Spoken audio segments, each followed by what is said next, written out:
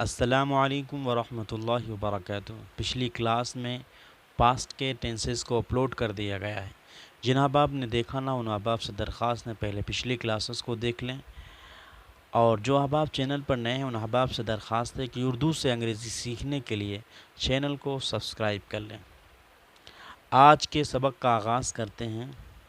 Future and definite passive voice tense, زمان مستقبل غیر متعین مجہول۔ اس کی اردو کے اعتبار سے علامت اور پہچان یہ ہے کہ اس کے اردو جملوں کے اخیر میں جائے گا، جائے گی، جائیں گے وغیرہ جیسے الفاظ آتے ہیں۔ اس کی چند مثالیں آپ کے سامنے ہیں۔ ہماری مدد کی جائے گی، کتاب پڑھی جائے گی، تمہیں بلایا جائے گا، وہ لوگ مارے جائیں گے، کھانا کھایا جائے گا۔ ان مثالوں میں آپ دیکھیے جائے گا، جائے گی، جائیں گے، اس طرح کے جو الفاظ آ رہے ہیں یہ بتا رہے ہیں کہ یہ فیوچر اینڈ ڈیفینٹ ٹینس ہے۔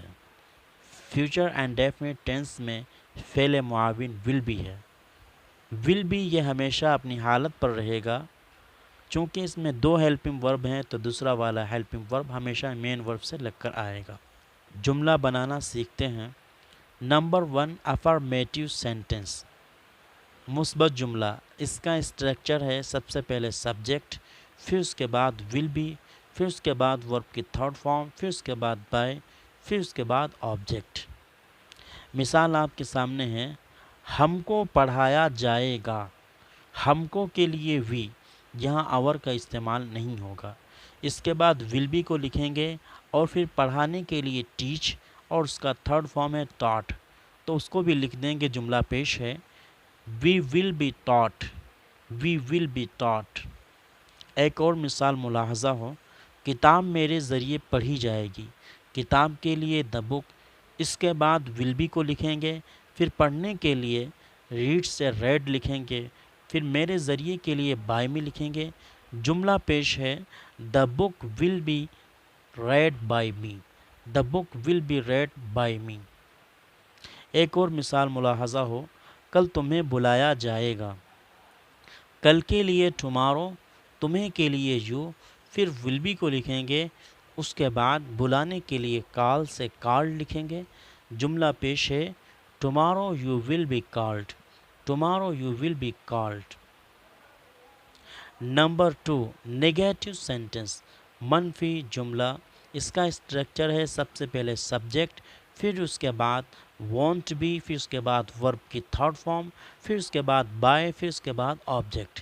مثال آپ کے سامنے ہے، ہم کو نہیں پڑھایا جائے گا۔ اس میں صرف پہلے والے جملے کے ہیلپنگ ورب میں نوٹ کو بڑھا دیا جائے گا، جملہ بن جائے گا۔ جملہ پیش ہے، we want be taught. We want be taught. نمبر 3، انٹروگیٹو سینٹنس، سوالیہ مثبت جملہ۔